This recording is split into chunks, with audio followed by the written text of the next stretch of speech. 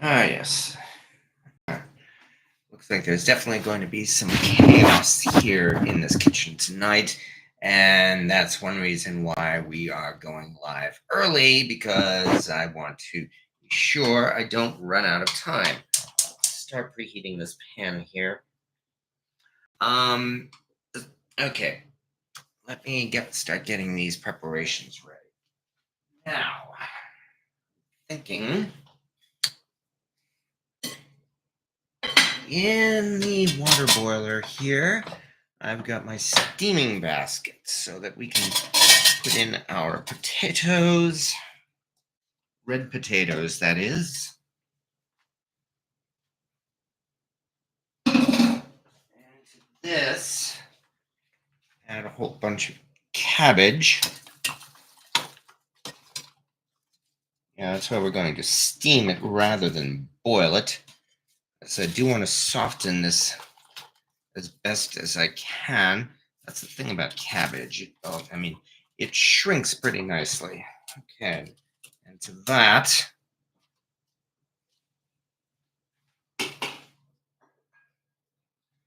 let's throw in, this is an extra large bottle of beer. Let's throw in about half of this.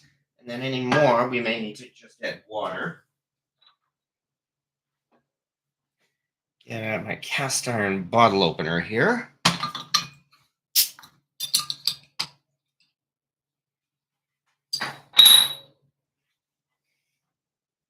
In goes the beer. Guinness, of course. So I guess it's stout. I'm not enough of a beer expert to know the difference between stout, ale, and beer, other than I'm presuming they probably use different herbs and presumably a different taste. So maybe about half of that so that I can use the other half coming up. Also, where is it? Here it is. First, let's start boiling that. That's really not a lot of liquid, though. I think I should throw in some more water with that.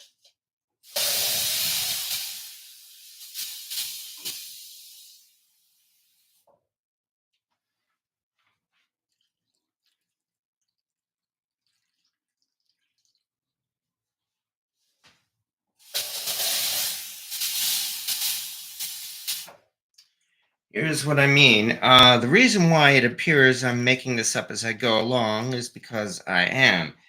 Turns out I had chosen a recipe tonight for a so-called Irish meat and potato pie from a website that gave a nice looking result. And it seemed tempting enough that I decided to give it a try, and I got the proper ingredients for it. However, only within the last hour or so, I started getting warning signs as I read the recipe. And among other things, it called for chopping up half a head of cabbage, and then it doesn't say what to do with the cabbage.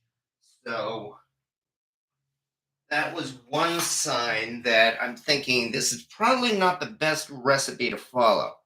So looking it over more closely, let's throw in about half a stick of butter in with this too to help flavor it.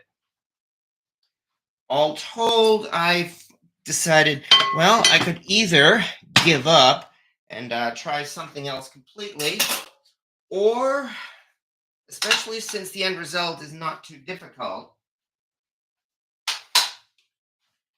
maybe I'll just push ahead and see what I can come up with. So I'm thinking now is I'm going to start and I'm going to end up with something like, excuse me, a shepherd's pie with a layer of meat, a layer of carrots coming up, and the last layer will be a combination of cabbage and red potatoes mashed, which means the next part here will be, in fact, the carrots. Also, some onions with that. And I figure it would probably be best to at least partially prepare them in advance. So here comes some more of this beer here.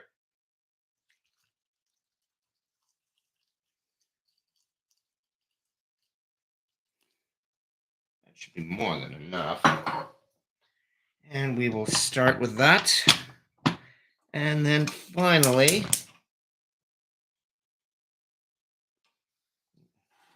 nice enameled saucepan here. Now finally, let's move the microphone more towards my usual countertop place here. Yeah, there is going to be some improvisation tonight, Fuzz Fork. That's definitely the case. Okay. And the last thing is that I had debated. I mean, I had gotten myself a nice chuck roast, in fact, to use in the pie. Rather than using ground beef, I thought I would use actually just that chuck to create a really, really good gravy to go to mix in with that. So this is a little more than 2 pounds of chuck, and I probably don't need to use all of it. So to this, I'd say I will probably do. Well, let me see. Yeah, this looks about good enough. There we are. Okay, means the rest of this will go in the fridge. If I have to use it, then I will.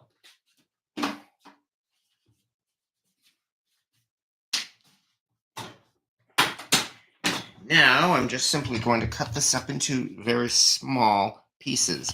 Not exactly dice it, but something small. Oh, going with the grain too. Hadn't considered that, but okay. With the intention of, as I said, I will be putting all of this together in a large cast iron pan. Yeah, hello, Rick Stumbow. And yes, I did. I started early tonight when I realized it would be best to abandon the recipe that I had been planning to use and actually improvise. So there's definitely going to be some chaos in the works tonight. And I started early tonight, especially so that I could have as much time available as possible. Good news is that the end result, I really am choosing something that I think is pretty hard to screw up. So even though that doesn't guarantee that I won't screw it up, it should mean that the end result should be decent, even if I do screw it up. Long as I don't set it on fire or something. Although maybe flambeing it might not be a bad idea either. Yeah, with these nice pieces of fat in with this chuck roast, looks like I'm not even going to have to add any. I'm just going to be able to add this to the hot pan as is. On the other hand, since the idea is to start up a gravy, we'll work on it. Anyway, this is more like the old European way of preparing beef or pretty much any kind of meat, in that while you can use a grinder, as I stated, I wanted to give it more of the look and feel of an older European or Irish dish. Ireland is part of Europe, whether they may agree to that or not. And that means having nice pieces of beef. All right. And it is about that time anyway. So therefore, hi there.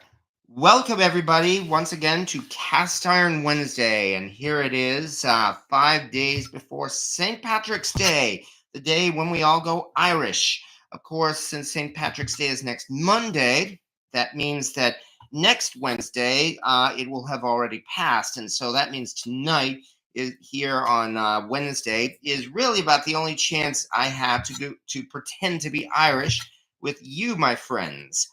And that's why I'm more than happy to spend this evening preparing or attempting to prepare something like a traditional Irish dish. I've spent the last few minutes explaining what's going on. Um, I had originally, I believe last week, I announced, in fact, that I would be doing corned beef tonight. Well, I realized that I needed to get the corned beef done sooner than tonight because, again, there are only 5 days until St. Patrick's Day.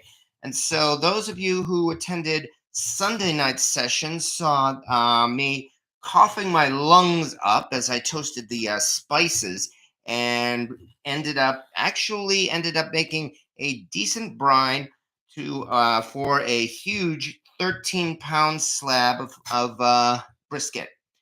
And that slab of brisket is still there even now in the fridge, soaking in the brine. So it's had an additional 3 days to brine, and that all helps. Let me wash my hands. Let me wash my hands right now. Give me a second.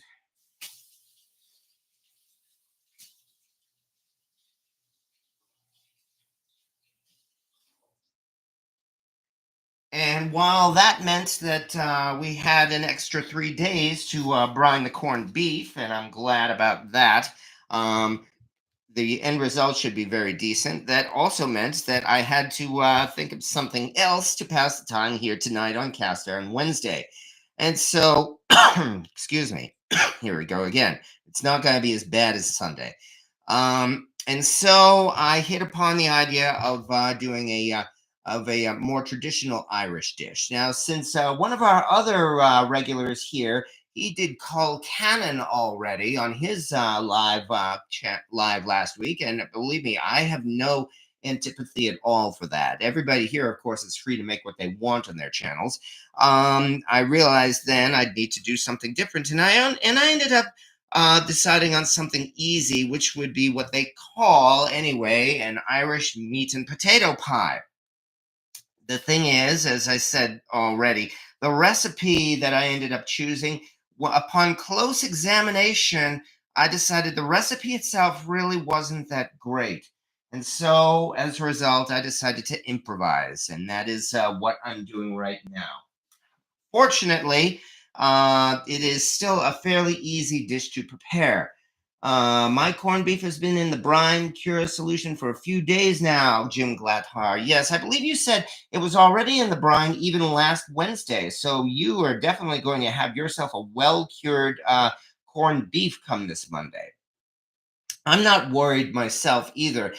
Technically, they say that it only takes anywhere between 5 to 10 days to brine your corned beef, and that's pretty much the amount of time I'll be brining mine. And hello to everybody who has been kind enough to join in tonight, like Jim Glatar and Greg Hart and Valley S and Rick Stumbo and Fatty Meats, and hello Cynthia Wesley and Rich Qualls watching from Southern California, and all the other folks here who again who are a lot of you folks are indeed regulars who show up here, and thank you very much for that. But I'm also glad to see new folks showing up here when they show up. Is that beef in a dog bowl? Well, it's in a metal dish. I mean, I suppose it could be a dog bowl if you, I mean, if you want, if you used it to feed your dog, but I don't have a dog. So this is just in a nice metal dish.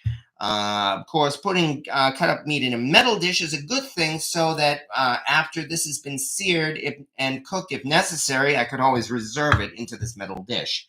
Nonetheless, hello as well to Valley S and Rocket Caver and everybody else. And now that I have explained what's going on tonight, well, how about we look at some cast iron, shall we?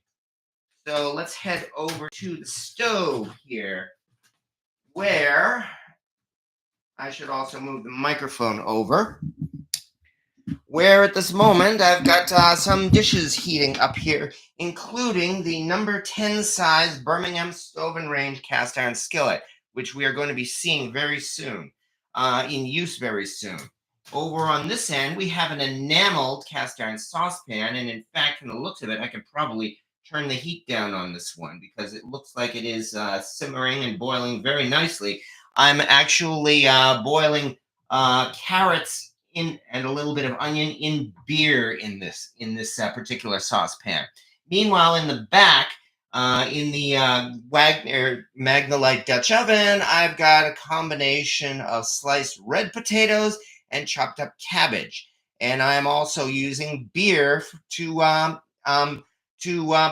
steam that one, especially to add more flavor. I also threw in some butter as well, so that I mean, the thing about cabbage, of course, is that, well, you know how it is when you have your corned beef and cabbage on St. Patrick's Day. It seems like nobody eats the cabbage, and so I want to be sure to have a cabbage that people will actually want to eat, especially since it's going to be going into our pie. Right now, however, I'm going to be concentrating, and I just realized I did forget my spatula. Ah, get that out right now. There it is. But for the moment, I'm going to be concentrating on making some beef in gravy, and preferably a very hearty gravy.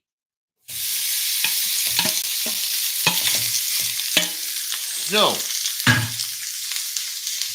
turn this up a little bit. In fact, once again, this is a Birmingham stove and range, and one other thing. Handle. Okay, cover. This is a Birmingham stove and range number 10 size Century Series cast iron skillet. So I made sure there will be plenty of room to brown this meat. Once this is ready, we're going to be putting all these ingredients together into a pie anyway, and I figure in the end it's going to be something like a shepherd's pie. I might even put a pie crust on the top too if it turns out well enough. But my intention is to have the bottom layer be meat, namely this meat, and which again I'll be preparing a nice thick gravy in this. The second layer will be those carrots, and the top layer will be that combination of mashed potatoes and cabbage. Throw in a lot of spices, and I'd say we will have something equivalent to a meat and potato pie. I have about a little more than a pound of these pieces of roast here, specifically chuck roast in this case.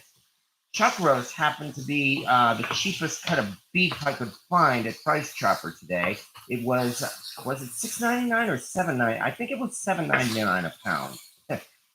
Yeah, the cost of everything is going up, and I had considered whether to use ground beef or not, but decided against it. As I said, I think I want tonight's project to be trying to prepare a nice hearty gravy with this meat.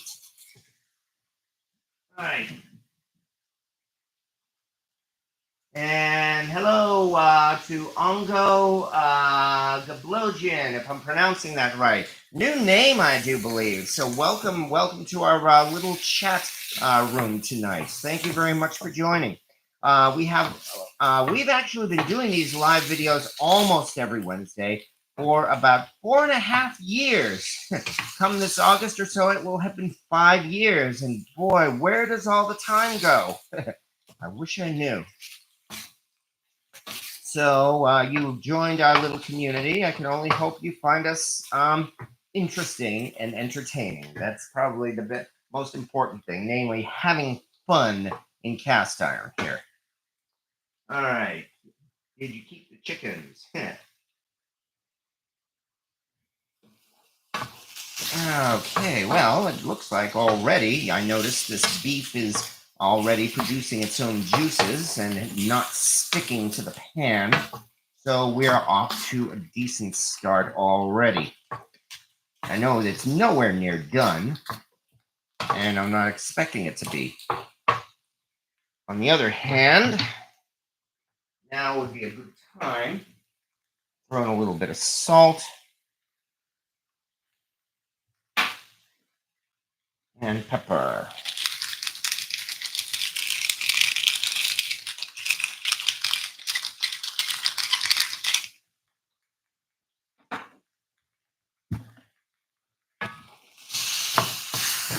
Mm.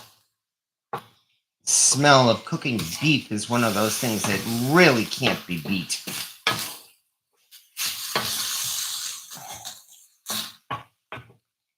Once again, this is probably maybe around 1.5 pounds of chuck roast cut into, well, reasonably small pieces.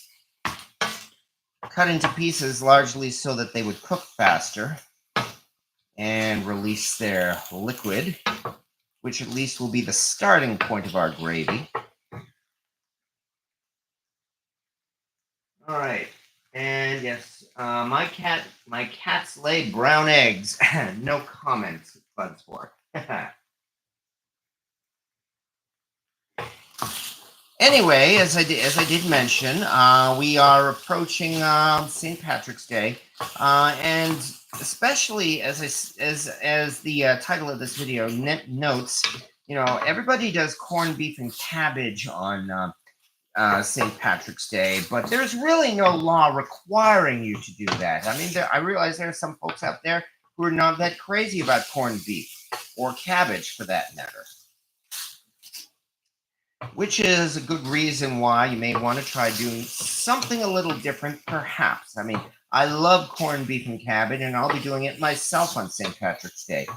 But corned beef and cabbage, as we know as well, actually isn't even an Irish dish, or as they say, you know, this stuff's made in New York City, New York City. Because, yes, that, in fact, was the birthplace of the tradition of having corned beef and cabbage on St. Patrick's Day. And instead, I set out to try a dish that may end up being a little bit more Irish, at least in intent and spirit, if not in reality. I am, though, a former Bostonian nonetheless, where, of course, we have had a long and very good friendship with Ireland and the Irish for, well, at least the last 150 years or 200 years or so.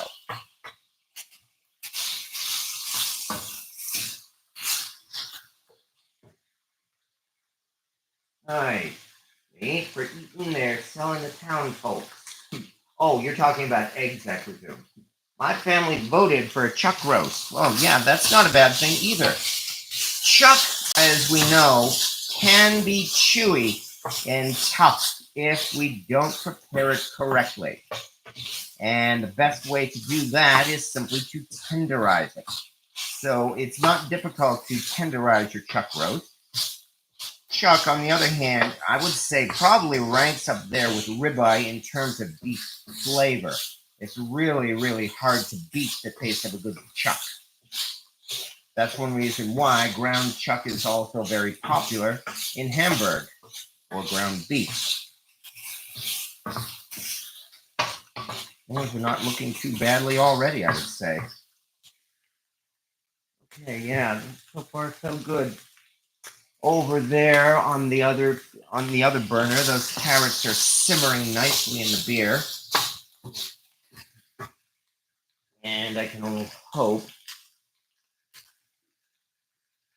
the potatoes and cabbage should be softened enough to mash by the time we're done. That's another reason why I started early, so that there would be plenty of time to reduce those potatoes and cabbage to a mash. All right.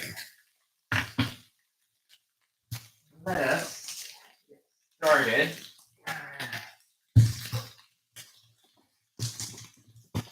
With our gravy, and that, of course, means a flour base.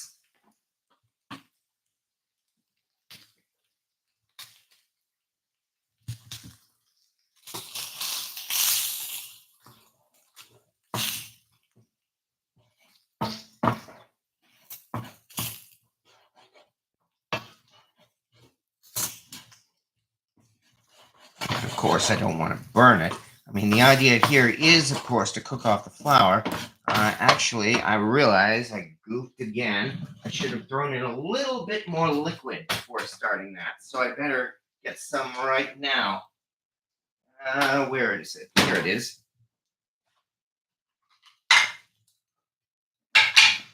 Let's throw in some butter before it's too late.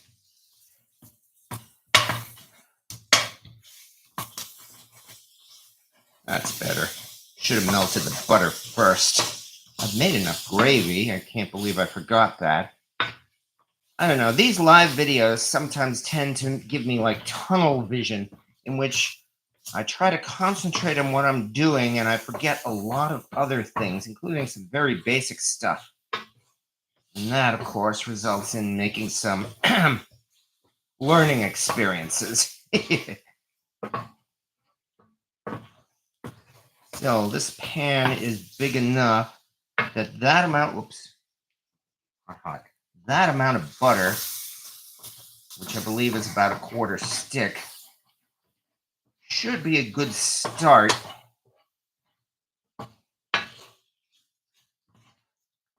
To mix in with the flour.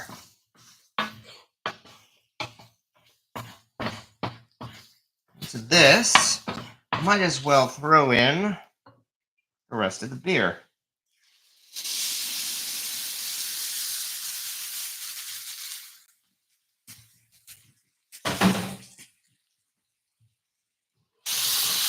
There we go. Now we're getting somewhere.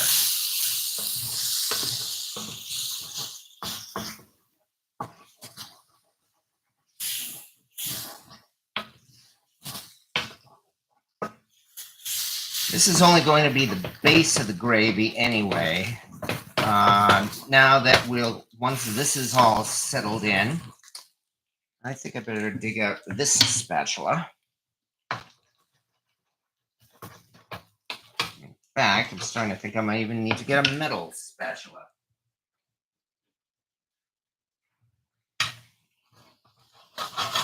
There we go. Now we're getting somewhere. I'm going to start throwing in beef broth, and my hope is to reduce the beef broth so that we get ourselves a nice gravy. So, let's get started.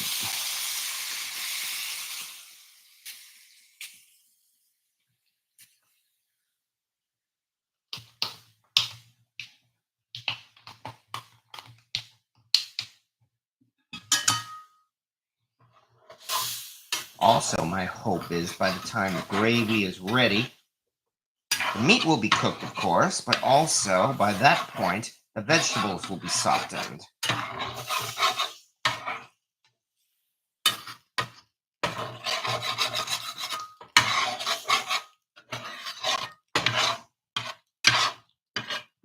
No, I think this is not going to take long at all.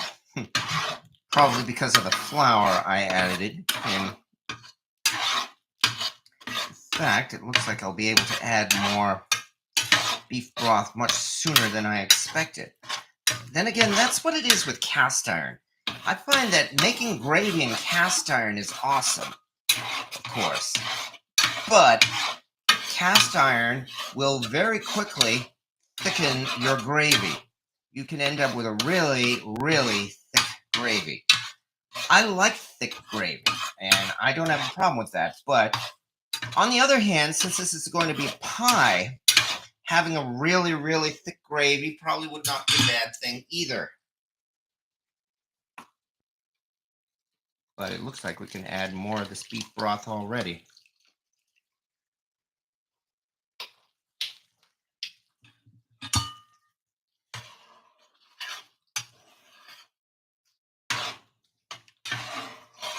And now this is not looking too bad.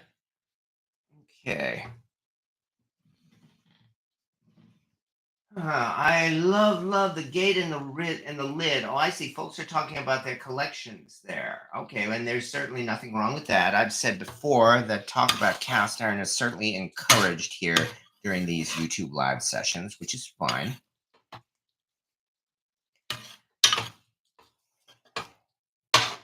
I was worried that this would not reduce, but I think I'm not going to have anything to worry about in that respect. So this is really not even going to take as long as I thought.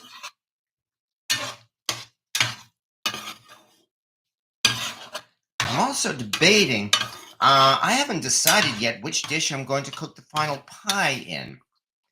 I might even just simply use this particular skillet right here.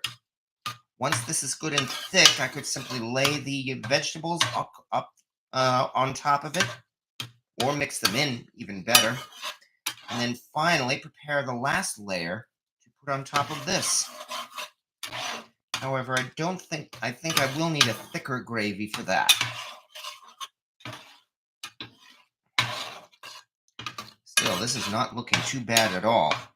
And I'm suspecting there's not going to be any problem at all with this meat being thoroughly cooked either.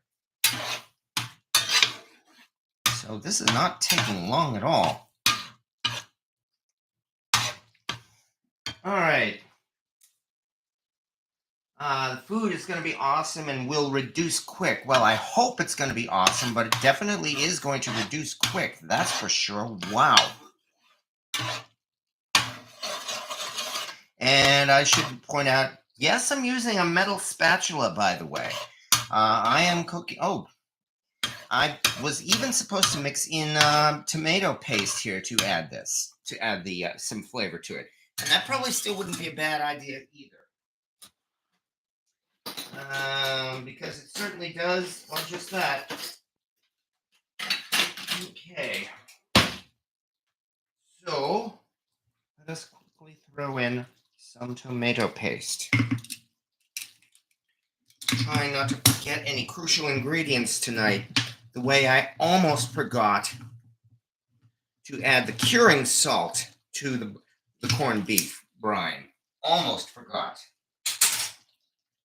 But fortunately remembered at the last moment. However, there is, okay. Get out a butter knife here.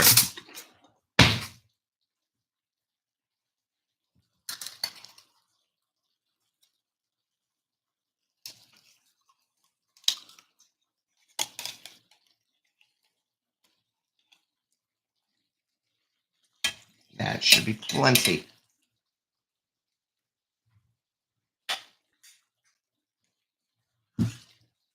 Now it's really a matter again of mixing it all in.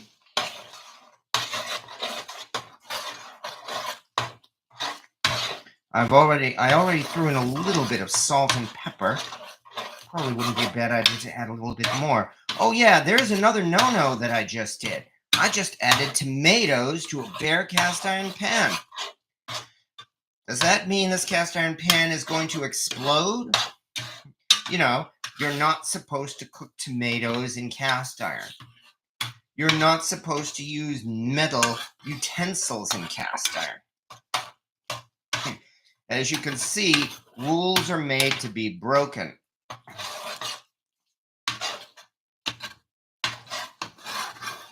And the reason why I'm not worried about that is because, again, I have been using this pan for the last few years now and have built up some not too bad seasoning on it.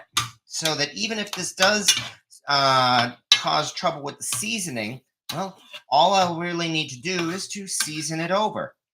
I mean, this pan is not going to be ruined by cooking tomatoes in it.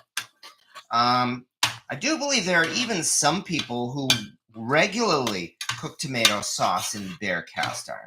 I'm not one of those folks. But I do make tomatoes in my cast iron once in a while. Yeah, that's what I mean. See how thick this has gotten already? I do believe, and since there's plenty of time yet, we can even add in more still beef broth.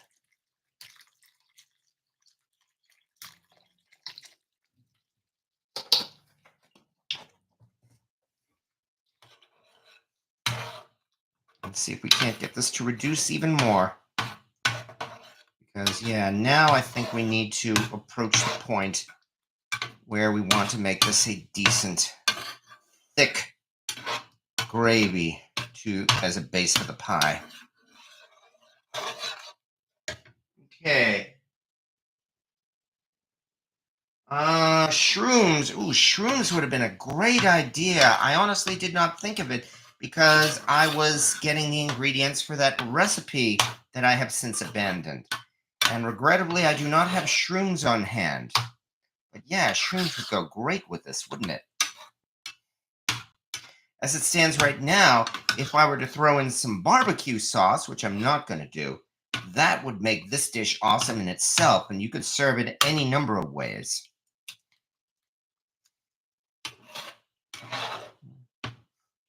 It's already starting to thicken out, but not yet. Let's see. A little more pepper.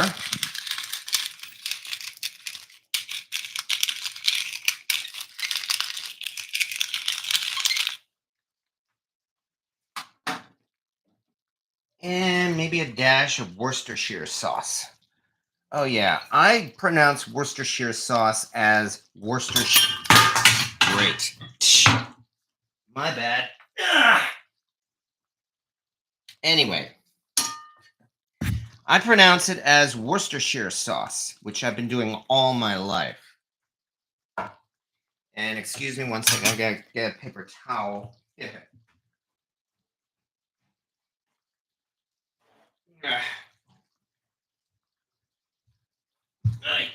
Yeah, spilled a tiny bit on the floor. Oh boy. There we go again. Chaos. Well, that wasn't so bad. Anyway. As I was saying.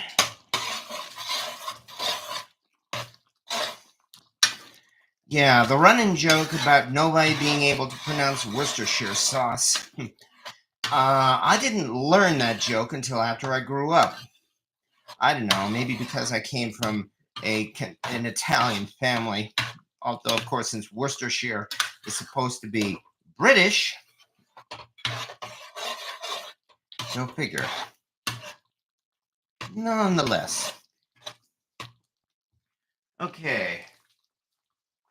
And hello as well to JIR Finishes. Welcome once again to our little chat room tonight, where I am doing my best to reduce and make a nice, really thick gravy as the base of this pie. Although I'm pretty sure that's still not going to be a problem. As you can see, these little divots when I run across, they're showing, but I do think I need to thicken it a little, let it reduce a little bit more yet. And while I'm at it, let me quickly take a look. Okay, well, this is good. This has definitely been steaming. That's good. I was worried about that, but it does look like it is steaming.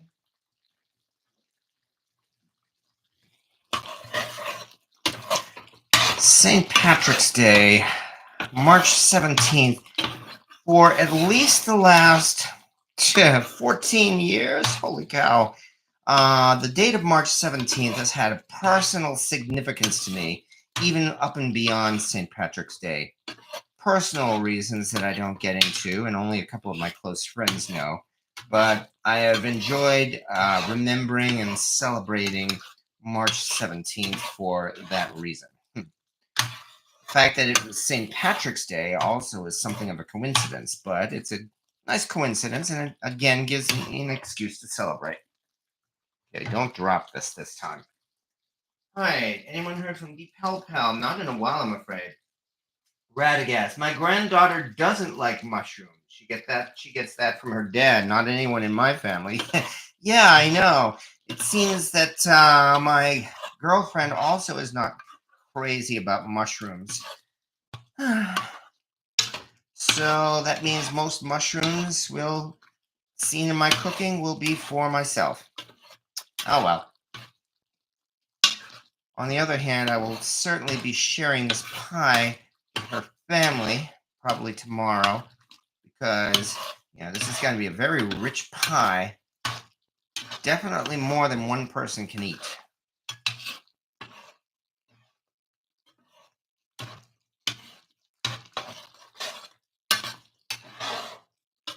All right, now it's starting to thicken once again. Especially since we're about half an hour into this. This will probably be finished base. I should really taste test this since, again, I'm kind of winging it. Better see if this needs anything. I have a fork or something. Here it is.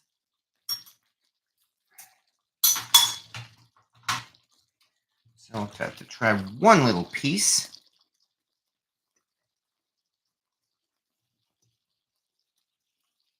See what I think.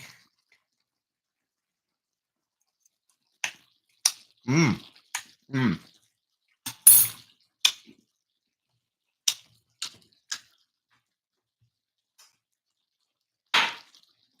Not bad at all. Maybe a little more salt, though. You can taste the salt. Not too much.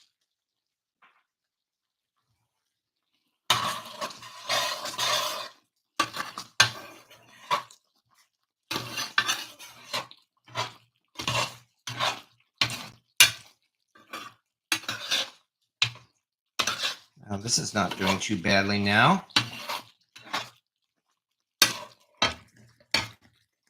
Again, don't drop that. Once is enough.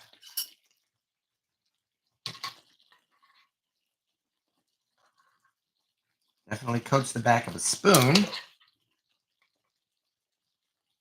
we'll try this.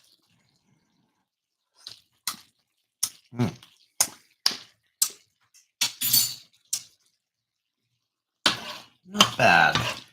To this, I think I will throw in a little bit of thyme. Not too much. Thyme is strong.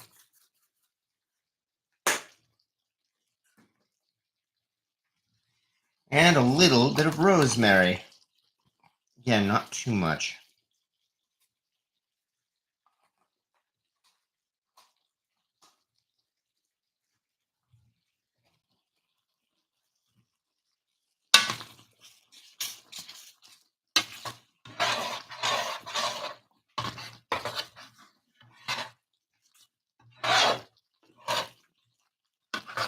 Heck, I could make an interesting SOS just with this beef.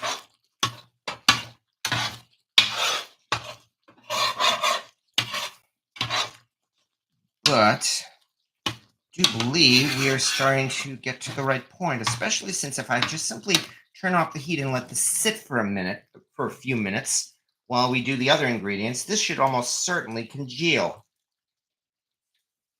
So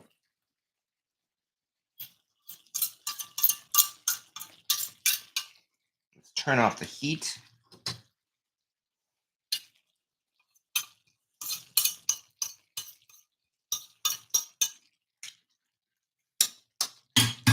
Not bad. One more piece.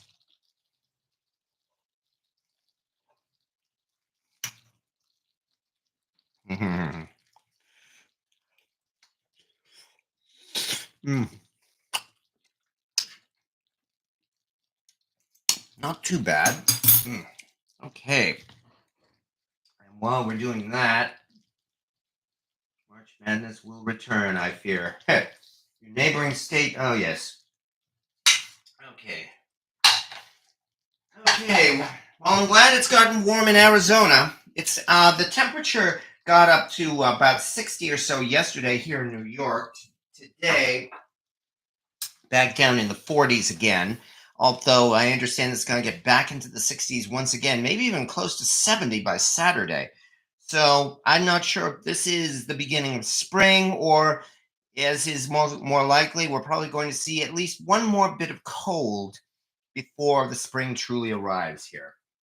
So this is something of a teaser. Anyway, I should certainly let's move the microphone back over here again.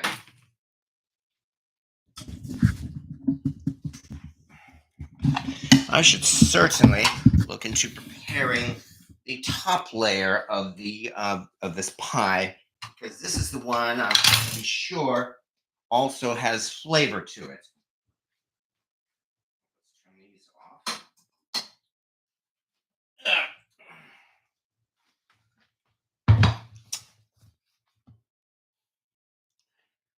And that is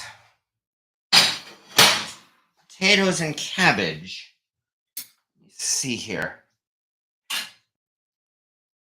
Oh, the cabbage is definitely softened, which is good. And underneath are the potatoes, which also have softened. So we may be doing well enough already. However, I am going to have to drain this. So, got yet another place to go here. Here's my spatula, which I had better keep aside because I'm probably going to be using it again.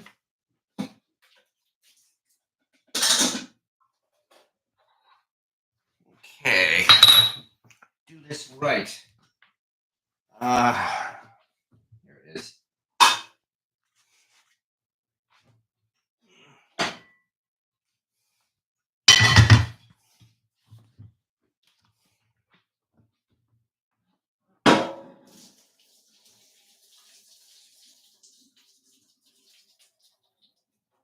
The dark water is beer, or specifically Guinness, that I use to steam this.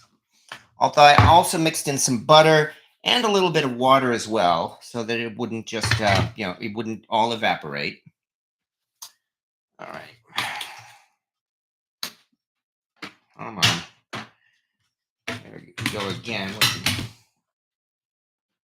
I'll move this back up now.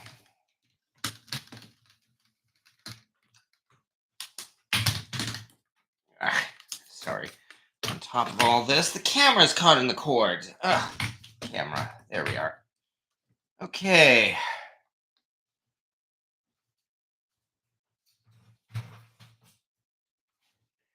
Now,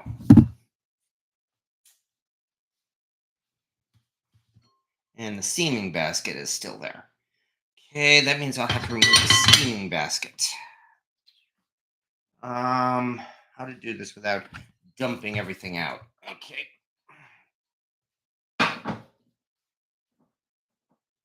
Do this carefully. No, this is not going to work. Okay. All right. No point in being fancy.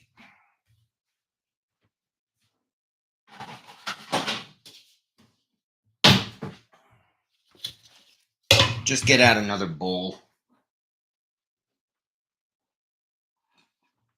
At least for the time being.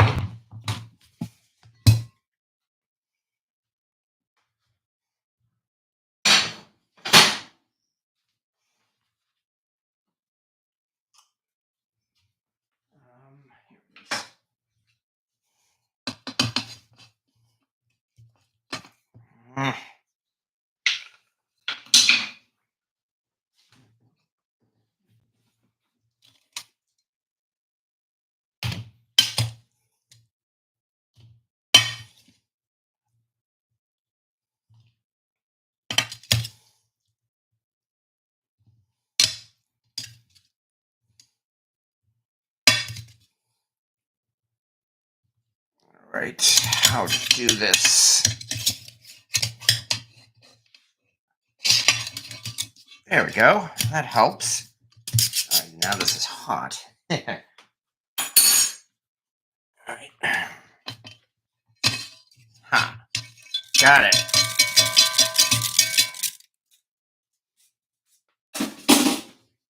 Finally. All right. Now to this, I'll add my mashed potato fixings, which would be.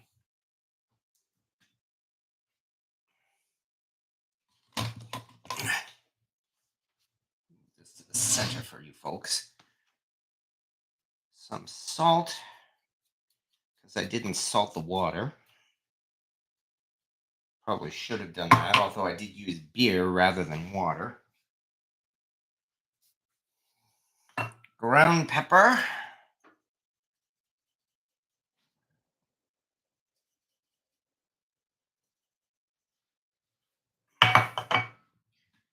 Some garlic powder. Try not to drown it in garlic powder.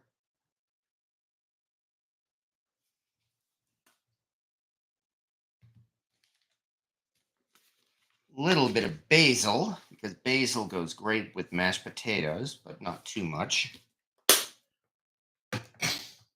Parsley.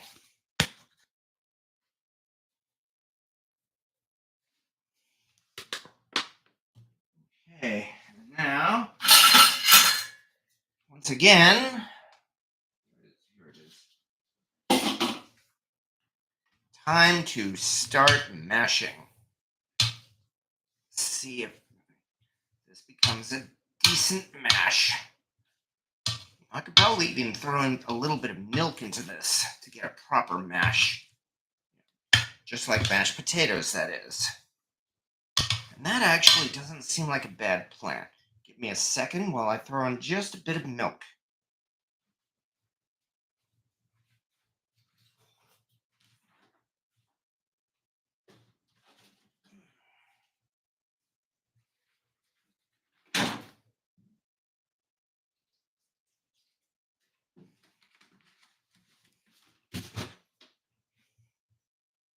All right.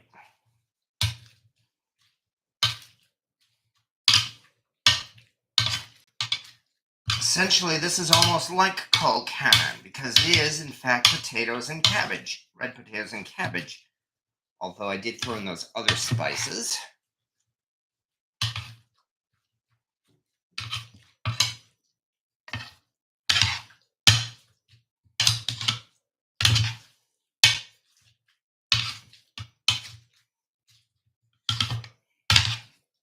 Now, this is not so bad. However, I do believe I may want to actually add a pastry crust on top of the pie to make it look more appealing. So I think that's what we will do. And it occurs to me I have not yet preheated the oven.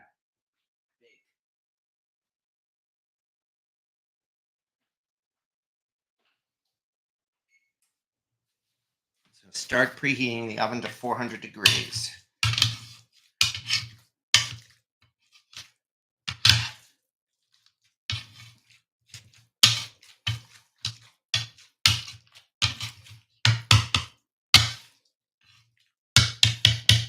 Yeah, I think giving a pastry crust will make this a lot more appealing. On the other hand, you should also taste it and see how it tastes. I mean, after all, I'm the one making it. So, potatoes and cabbage. Mmm. Mm-hmm. Oh. Oh, yeah. Oh, I was worried this was going to be bland and tasteless. This is not bland and tasteless. I have a little bit more now.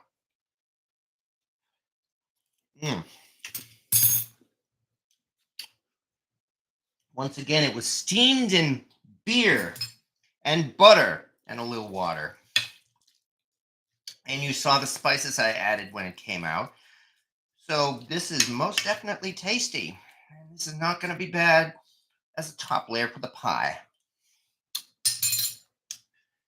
So,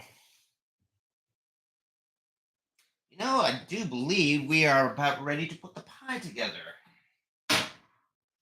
And let me put this to the side for the moment.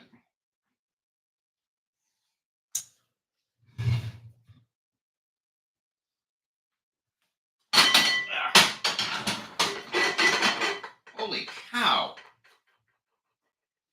Oh, man. You know what I said about this congealing? Boy, did this congeal, and that sure didn't take long either. It's got a layer on top and everything. So we are not off to a bad start here. One more piece. Mm. Oh man. I do believe this is actually going to work. All right, so we've got our bottom layer here, which is essentially beef and gravy. And to that,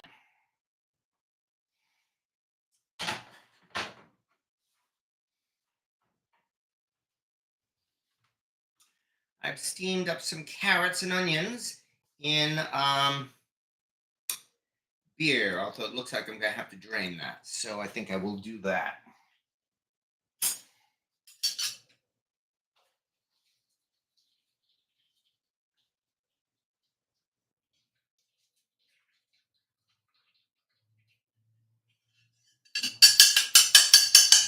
There we are. So here are our... Not going to be much of a layer here. Probably should have made more carrots, in fact. Oh well. Just simply mix it in more or less.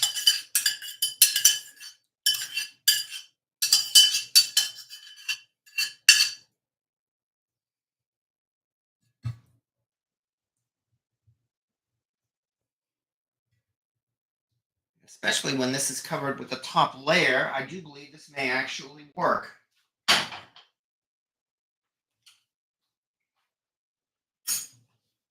Which we should do at any time. All right.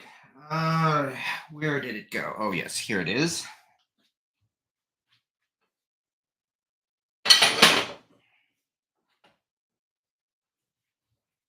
That would be the last layer right here. I'm going to do this I better move the microphone over, in fact. I'm going to do this in a manner where nothing spills all over the place. Who, me? Spill things? Never. Why would you ever think that something like that would happen in my kitchen? Okay. Let's see if we can do this. Lop.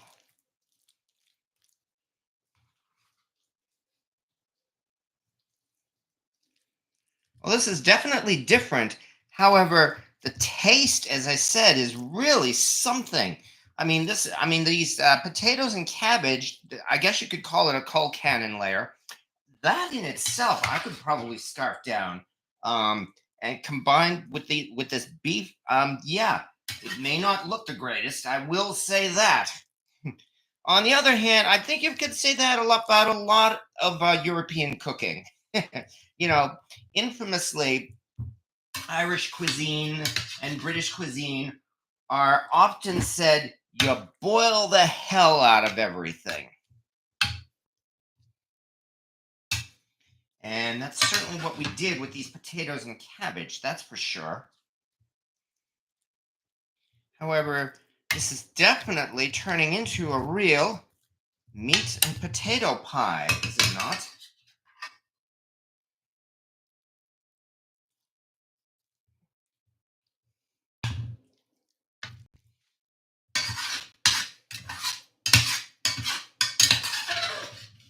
Scrape, scrape, scrape. And there we are. And it seems like the choice of using a number 10 size cast iron skillet has turned out to be the right choice as well. And everything appears to be fitting just right, almost as if I knew what I was doing and that this wasn't all improvised tonight. Let's out a little bit more, if I can. And all right, here's now for the final dilemma.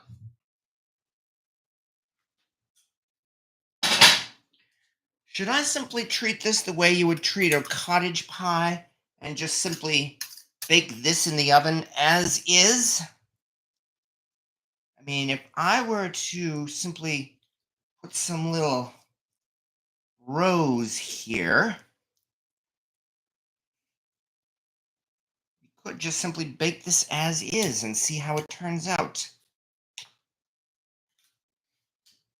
Anyway, let me move this to the center for you folks. All right. Have some pie on the 14th. Oh, yes, indeed. That is this coming Friday, is it not? Crispy cabbage, excellent. Only critique would be to make extra gravy to pour over the top. But if there's extra liquid, then pour it over like that was the plan. As a matter of fact, there really is no more liquid. Might not be a bad plan to do more gravy. I once had my garden tore up. I blamed it on neighbors' pigs, found out it was crawdads coming out of the ground and headed for creek. Wow, that's different. Love broiler and smash. A low broiler and smash. Okay, I like fried cabbage. So the vote seems to be to simply bake this as is, which is good. That means I don't have to make more effort and put an extra layer on top. What I could do is maybe sprinkle just a little bit more of this thyme on top. Again, not too much.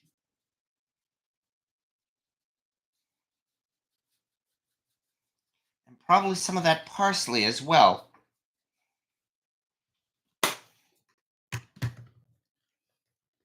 Again, not too much. I do not want to cover it.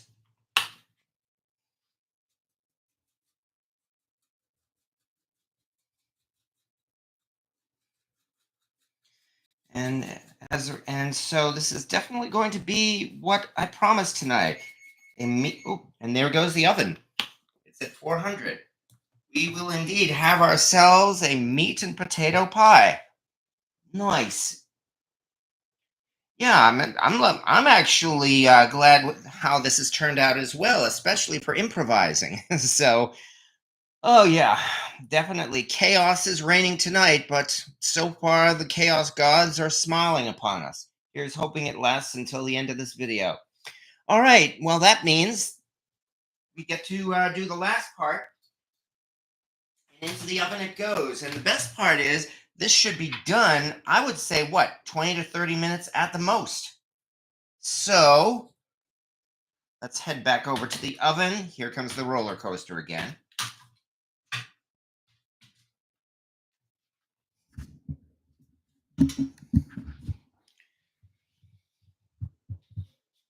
And in we go. How to do this with this leather cover?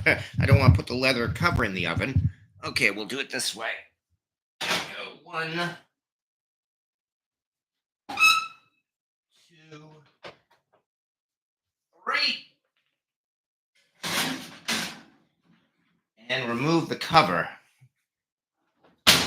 Ah, not bad. Ah, French fried onions on top of that. That would be interesting. I suppose it might remove the Irish out of the dish, but still, that doesn't sound too bad either. Oh, great, good sharp cheddar on top. Both of those sound like good ideas. And I do not have cheddar on me tonight, I'm sorry to say. Like I said, I got the ingredients and they did not call for cheese, which is unusual because it seems like just about every internet recipe out there ends up with you topping it with cheese. Spicy fried cabbage with either jalapenos or serranos. Nonetheless, not doing too badly at all.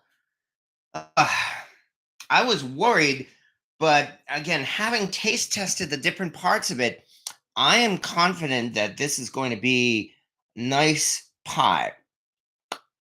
And one that I may very well make again, because like I said, I do believe if the parts turn out to be, no, if the whole turns out to be at least as good as the parts, then I think we will have ourselves a little winner here. Yes, thank you very much, Greg Hart, especially since, as I said, I was a little worried because the original recipe was for something quite different. All right. Having said that, well, now the thing is, of course, I have about 20 to 30 minutes to kill, which means, gosh darn it, I'm just going to have to engage in the chat with you folks now instead of cooking. How about that? Let me make sure the microphone is nice and close here. All right. Fortunately, there is no shortage of discussion here because I know folks have been talking about their cast iron collection here tonight, and that's not a bad thing either. I'm making potato cabbage, says Brad H74 or Brad at 74. I'm making potato cabbage, bacon, and cheese casserole, kind of like rumble de thumps, but layered. So many of the dishes are close that it's really like without one ingredient, you have a different dish. Just about, yes. And that actually doesn't sound like a bad plan either. Okay, anybody else? I mean, I know everybody has their corned beef and cabbage on St. Patrick's Day, but here we are making something different. And I wouldn't be surprised if there are other folks here who are making something other than corned beef this St. Patrick's Day, all of which is certainly encouraged because the most important thing is as long as it tastes good. I will be making corned beef and cabbage, but hey, we've got this pie in the oven here to share. Fatty Meats, I just remembered if you do get the container, get one that holds the bag underwater, Tupperware with a lid. You must be talking about sous vide, I think. Playing a video with your lamb mold soon. Oh yes, we are getting into lamb cake season, definitely. Once St. Patrick's Day is over, I have another project, and which will not involve the lamb mold, but one of my other favorite days to cook for, and that would be April Fool's Day. That is coming soon enough. But then after that, yes, indeed, we will be getting into Easter, and it certainly will be time for the lamb mold. Oh, I'm sorry to hear about the ad, Cynthia Wesley. Um, YouTube forces me to include these ads in my live videos. In that the selection when setting up these live videos, it gives me the selection of how I want the ads to be done. It does not give me the option to opt out of the ads, unfortunately. All right. System can't handle such a delicacy. Brang on the pig feet. Oh, you're having pig feet, huh? Oh, that sounds interesting too. And yeah, French fried onions, bake it like shepherd's pie, which is exactly what we're doing, Greg Hart. And I am looking forward to the results too. Butter on the top and go. I did mix butter in with the potatoes and cabbage, and of course, once it all comes out of the oven, then we can, of course, top it with butter. Wouldn't show Corey my hash browns. A few years ago, I planted a patch of strawberries. Something pulled all the plants out and ate the stems down to the roots. Ooh, my condolences there. Deer and rabbits and turtles love my sweet peas all the way to the ground. Oh, my condolences, Jamie Ledgerwood. Okay, and we are still going here. Need a Yorkshire pudding with that. All of that sounds good, although there's no leftover grease from the beef, unfortunately, to top the Yorkshire pudding. It did make a nice looking gravy, though, but that's all there in the bottom layer of this pie. You can pay to have ad-free YouTube. Oh, you're talking about the subscribers, not me. I'm not asking anyone to pay YouTube.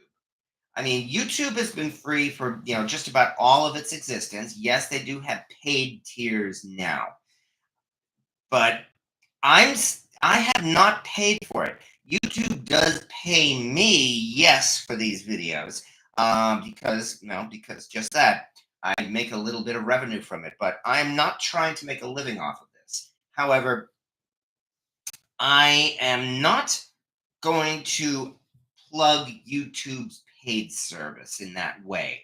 I mean, if you feel it's necessary to pay for one of the, for an ad-free YouTube, that is, of course, your decision. I'm not going to go out of my way to encourage you to do it. But then again, that's really how you may feel about it. Well, thank you again, Ongo Gablodian. Yeah, I do enjoy getting paid by YouTube. Yes, nowhere near enough for me to make a living, especially since I do work a full-time job, and this whole cast iron thing really is a hobby and more like stress relief than actually me making a living on it. I mean, I suppose if I put big an effort into being a content creator, I might be able to make a living off of it. But I I don't know. I've been this way my entire life, and I think I would prefer to simply keep this as a hobby. I had more money until I stumbled onto cast iron. Well, you've got a good description of my life, Fuzz 4K. That's for sure. I mean, yeah, that's definitely where a lot of my money has gone. No question about that. How you gonna do that with no money? If you can buy some iron with your earnings, it'll support your habit. I've got such a collection that I'm really am telling myself most of the time not to get more cast iron. I'm having enough trouble working my way through my existing collection as it is. And yet my collection still seems to be growing at a snail's pace. Oh, in fact, that reminds me. The March 1st Q&A session is going to actually be like kind of like a 10th anniversary, so to speak, of my original video that I made for YouTube that said my cast iron collection. That was where I went through every piece of my cast iron. In fact, it's still there here on my channel. If you look it up, and it says under my cast iron collection. Then 5 years later, in 2020, I did another one that said my cast iron collection 5 years later. Now here it is, 2025, and I'll be doing another video of my cast iron collection 10 years later. But all of that is going to come. No, now is March. Did I say March? I meant in April. Especially since April Fool's Day is not on a Wednesday. The leather cover is nice, but I like my basic silicone Lodge because they clean up so easily. Yes, they do. When I acquired the Lodge Year of the Dragon skillet last year, it did come with a silicone cover. Here it is. And this is exactly what you're talking about. And of course, you can get this from Lodge's website too if you want. I don't have a link on it for it. I'm not being paid for this, but this is the Lodge handle cover. On the other hand, this is the leather cover, which has been pretty beat up at this point, that actually came with a field skillet when I received it. And yeah, I have gotten a lot of use out of this leather handle cover, as you can see. In fact, I should even try cleaning it up a little bit. Any hints about a new Cracker Barrel pan this year? I looked just the other day. I have not seen any clues yet. We are getting around that time, and I would expect to see the announcement of the new Cracker Barrel pan coming out anytime. Although, the thing about Cracker Barrel is I'm wondering if they are going to be ending their annual American cast iron series soon, because we consider the past 2 years there has not been an original design on the Cracker Barrel skillet. The last original design Lodge cast iron pan for the Cracker Barrel American series was 3 years ago now, when they did that wonderful Walking Liberty $half skillet. But that was 3 years ago. 2 years ago, they re-released the American Seal, the one with the eagle design. But they did it in a 12-inch size rather than a 10-inch size. And so that was nice. Since I already have the 10-inch, I really did not need to get the 12-inch. Other folks may disagree with that. And if you own the 12-inch American Seal, then that's good. But that, again, is essentially a re-release of a previous Cracker Barrel skillet. And then last year, they released the Made in America skillet. that even had the Lodge logo plastered on it. Essentially, last year's Cracker Barrel skillet was a very slight modification of the existing Made in America cast iron skillet that Lodge cast iron has been selling for the last few years. In fact, the only difference is the font in Made in America is different. So again, that was the second year in a row where they had not done an original design for the Cracker Barrel skillet. So maybe I'm wrong. Maybe we will see something entirely new and different in about a month or so from Cracker Barrel. Maybe not. I'll find out along with everybody else when they actually release it. I don't have any insider knowledge of Cracker Barrel or any contacts or anything like that, so I do not know what their cast iron skillet is going to be like this year. Finex needs to make a handle cover available. Yes, you are correct. Unfortunately, the brass tip at the end does. You are exactly right about that. Yeah, it is necessary to do. Well, when I use my Finex skillet, I just simply use a glove, like an oven glove or an oven mitt, for that, because, like you said, there is no handle cover available that can fit on the Finex skillet. Problem with my non-cooking videos is, oh, you end up looking to buy more cast iron. Well, thank you very much. Okay, and when I rob Corey, Iron Rick D will get his caught head. Way too many accidents and none his fault. Radagast, I make some handle covers, but they have to be made of natural fibers. If you were to make one for the Finex skillet, you might have a niche audience who may very well be willing to buy it. I mean, there is, of course, a Facebook group, especially for Finex users, and they might be interested in a handle cover, especially for the Finex skillet. So that might be a suggestion. They dropped several menus items. Dropped. Are you okay? Rocket Caver, are you referring to Cracker Barrel? Have they taken things off their menu? Well, actually, now that I'm thinking of this, and this may not be good news, I've heard that Cracker Barrel may be having some financial hard times too. So that might be possible. And for that matter, that might also indicate that the next American series Cracker Barrel skillet might not be original either. But again, we'll find out in about a month or so. Okay. You would think Stargazer would get on merch train and make a handle cover. Well, I know because they've got about the longest handle there, and yeah, their Stargazer design is so nice and well, it certainly has personal appeal.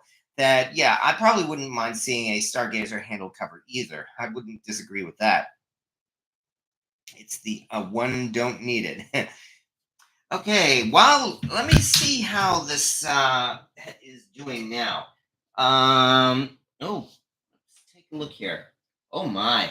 You might want to check this out. This thing is bubbling nicely here. And I don't think there's any problem with opening the oven either. Not bad. At least it's not dripping over the side. So, yeah, on the whole, I'd say this is still doing pretty good. But all things considered, oh, come on. I'm having trouble standing this up. There we go. All things considered, I wouldn't be surprised. I mean, since all of that stuff was already done, all I really had to do was just heat it up in that 400-degree oven. So we could probably take this out of the oven right about now, I'd say. Everyone having finance problems? What? Oh, look for Etsy to begin to lower their high prices. Okay.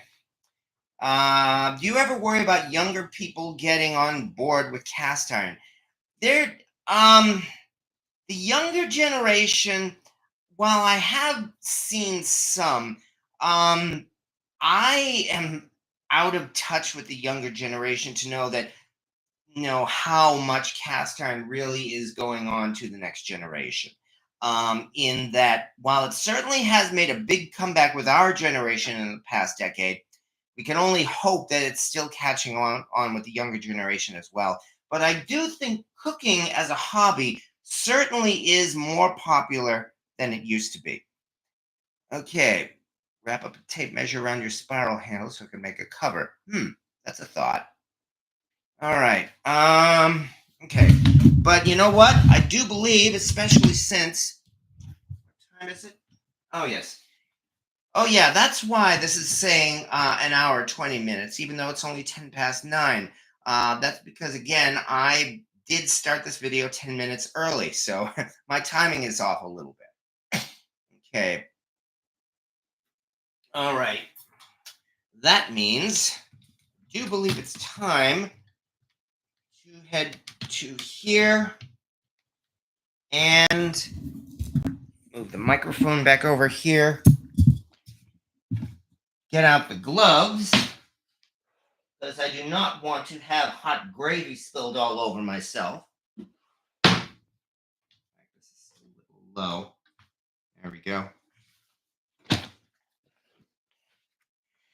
And let us see what our pie, quote unquote, looks like.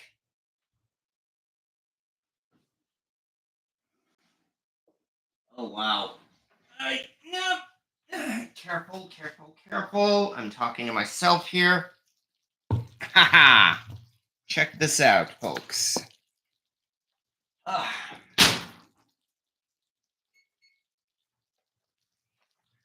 Well, here's the result of improvisation tonight. Here is our, I guess you could call it Irish meat and potato pie. And actually, I have to say, I think the gravy bubbling all around the side, I'm actually going to call that a positive thing, I think. I mean, after all, it certainly means that it's mixing in with the potatoes, and it's going to be giving them more flavor here. Oops. Try to center it more for you folks. Still, this doesn't look too badly, I think. I had better move the light over, change the angle for you folks. There we go.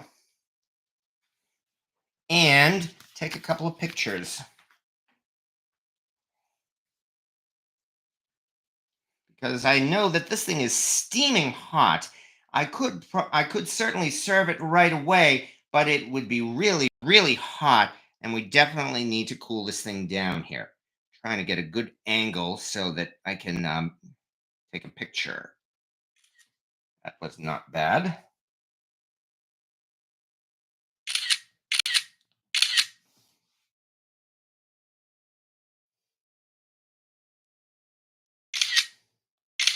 There we are. Okay. Oh yeah. I myself, I feel like I could probably, once it cools off, I could probably smash my whole face into this thing with, again, the layer of beef and gravy and carrots topped off with this, I guess you could call it a layer of colcanon, which again is mixed potatoes and cabbage, all of which I've done my best to flavor so that nothing will be bland, especially the cabbage. So that's not so bad at all. It's food. What else is there to know? Oh, yeah. Huggy Bear is asking, what is it? Well, okay, I will summarize again very briefly. This is improvisation. I actually scheduled this particular video tonight to do a what was supposed to be Irish meat and potato pie because that sounded good. And I went out and got the ingredients for it. And then as I was looking over the recipe, I realized I finally came to the conclusion that the recipe wasn't very good. Among other things, it really didn't include any spices other than just maybe a dash of Worcestershire sauce and tomato paste. More importantly, it said to chop up half a head of cabbage, and it didn't say what to do with the cabbage. So, also, it really didn't describe much about making gravy there with the beef. It actually, I believe they probably would have just simply said to put everything together like a typical pot pie. And so that was why I got the idea that I was going to take a chance, toss the recipe aside, and improvise. And here is the result. And I have to say again, I'm liking the results so far. However, I guess I'm going to have to at least try a mouthful, just so that everybody can see how it did turn out. After all, I'm the one who made it, so I'm the one who had better try it and see how my cooking turned out. That means get to dig out my favorite eating utensil, my titanium spork, and try to get a nice deep oh, yeah, that's hot, all right. Okay, handle cover coming on. Turn this around.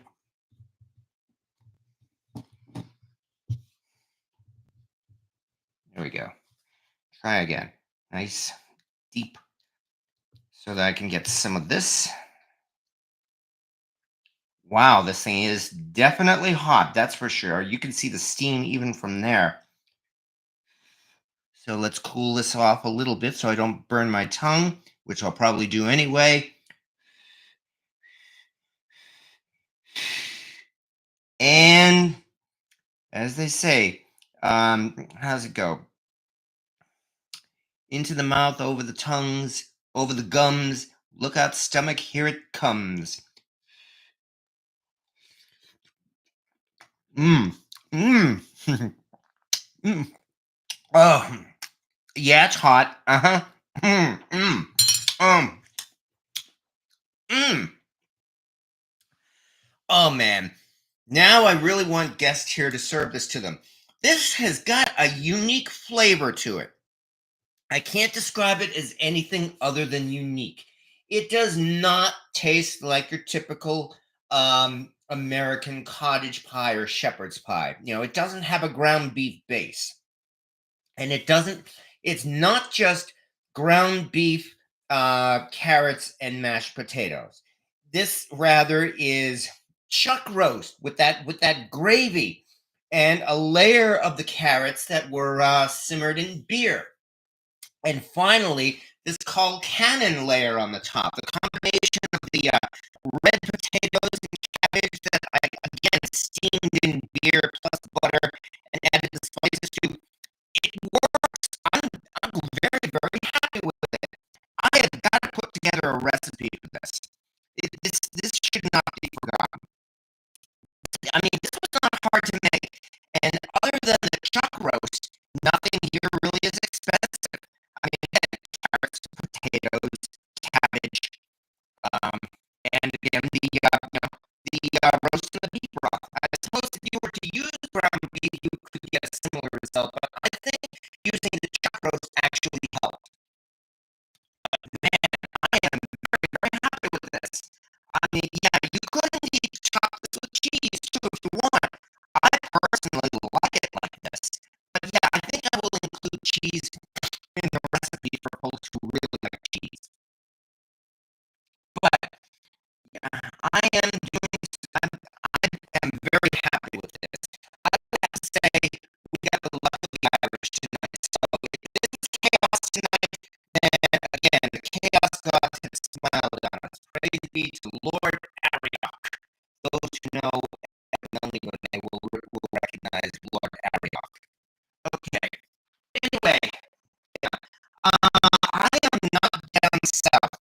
Does the sound okay? I can only say that this has some real flavor to it. There is absolutely nothing about this that is bland. Absolutely nothing about this that I myself would not want to eat. I mean, the cabbage, yes, it's cabbage, but everything is so spicy and flavorful in every mouthful. There again, this is anything but bland. And yeah, audio not able to hear you. What? Hold on. Something happened to the audio? Okay, I heard that. I heard that. Let me check. Let me check.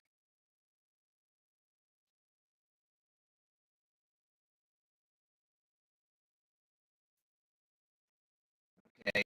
All right.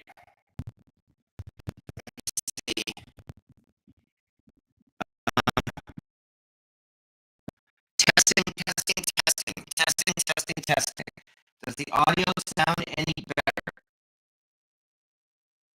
Has this whole thing locked up? I certainly hope not. I mean, I can see on the YouTube screen that I am getting input. One bite and yikes. No good. Okay. It's like a techno remix. So something happened. It must be the feed. It must be the internet connection. All right. Okay.